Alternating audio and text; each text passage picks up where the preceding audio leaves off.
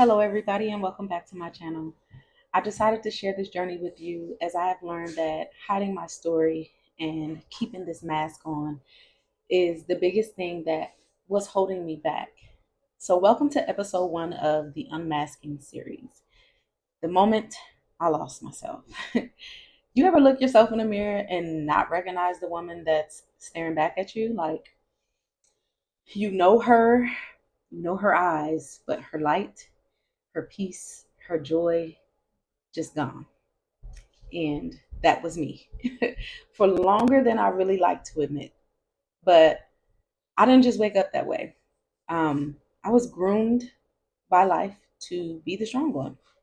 So, a little backstory on me: I am the firstborn, the first responsible, the first helper, the emotional support, the one that got stuff done while still holding space for everybody else. And I carried that right into adulthood, thinking that being loved meant being needed. And I didn't know how to center myself because I never got to learn that I could or that I even needed to, you know? I was so used to managing everybody else's needs that I never paused long enough to ask myself, but Chris, how you feel? And I didn't learn that honestly till probably around the age of 31. And I remember this one day I just pulled right into the driveway and turned the car off, and I just sat there like I was frozen, not even tired from running errands, not tired from work, but just tired of like pretending that everything was okay. And from wearing this cape for performing and being strong and for being the default savior while quietly just bleeding on the inside. And right there in the car that day, I realized something so very painful, and that was that I was missing in my own life. And that kind of makes me so emotional even right now. But I had learned early on that love wasn't free. It was earned through usefulness, through performance, through being needed, and through showing up strong, even when I was just unraveling. Like I didn't even have it. And that same script followed me right into other romantic relationships, including my marriage. And each and every last one of those relationships, I overgave, I overfunctioned, I overcompensated, where nothing I did was ever enough. No matter how much I poured, no matter how much I served, no matter how much I sacrificed, I was still betrayed, I was still lied to and disrespected. And I kept trying to be better when I should have just been asking, like, is this even worthy of me? I didn't even know that was a question to ask. But eventually, the betrayal just became unbearable, and I found my way out of it in some kind of way. But the lies, the gaslighting, the emotional starvation, and I was just so shattered. I had built a life around, people who could not and just would not love me well. And the scariest part is I had ignored my own intuition for so long that I didn't even trust it anymore. Like I didn't even recognize the voice. And divorce nearly broke me. Um, Not just because of the loss, but because I again had wrapped my entire identity about around being a wife and a mother, of course. And when that part was stripped from me during that time, it seemed like everything was just falling apart. And I didn't know who I was. They say when it rains, it pours. But the twist to all of this is when I first went to therapy, y'all, hear me. I didn't even go to therapy for myself. I walked right into therapy to fix him, and I was so determined to save our relationship and our marriage that I walked right into the help that I needed for myself. And that's when the real work began. And the therapist asked me simple questions that I just could not even answer, like, what do you like? What makes you feel safe? Um, when did you stop believing that you were worthy? And I was just feeling like a complete stranger in my own skin. And that's when I really realized that I hadn't lost myself overnight. I just been slowly disappearing for years.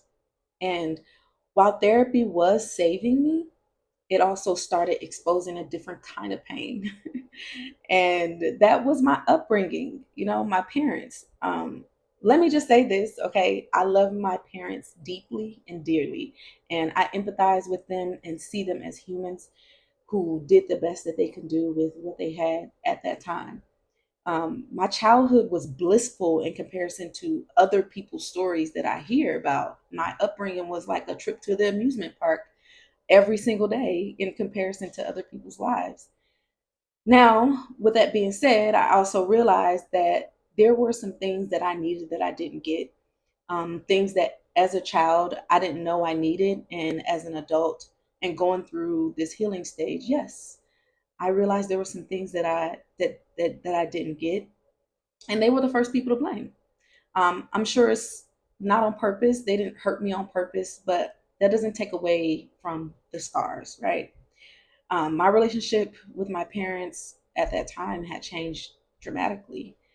Um, I started setting boundaries, using my voice, saying no, choosing joy, and instead of celebration, I got silence, distance, and for some reason, going to therapy really pissed my mom off initially. And I know now for my mom, she wasn't necessarily mad at me. Um, but I was, it was hard to like, how do you keep healing when the one who birthed you starts pulling away? It's hard to live without the love you thirst for, from the womb that carried you. And that was difficult. But I had to learn that healing um, means doing the work anyway, even when the applause doesn't come from the people that you hope that it would come from. And it got to a point where it was so painful. I was so many things, and for 2 years I cried every day. And I didn't realize sometimes I would cry when nothing was even wrong, and I realized that that was just a shedding period. So that moment in the car, that was the beginning of my return. And God did not meet me with shame. Oh, I love him so much. He met me with a whisper, and that whisper was, "You're not lost, you're layered, and I'm peeling you back to get to the real you." So I kept going. I got really addicted to healing. And through therapy, prayer, journaling, stillness, even when it was ugly, even when I wanted to slap somebody for trying me, because let's be real, the healing journey had me very angry. But now this healed version of me understands some very important things, and they mostly is grace. I now know what restraint looks like. I can say God saw that and walk away, because I know if I handle it, I'm probably going to jail. And I got too much to live for now. So if you've ever felt like you were playing a role in your own life, like becoming everything for everybody and nothing for yourself, you are not crazy.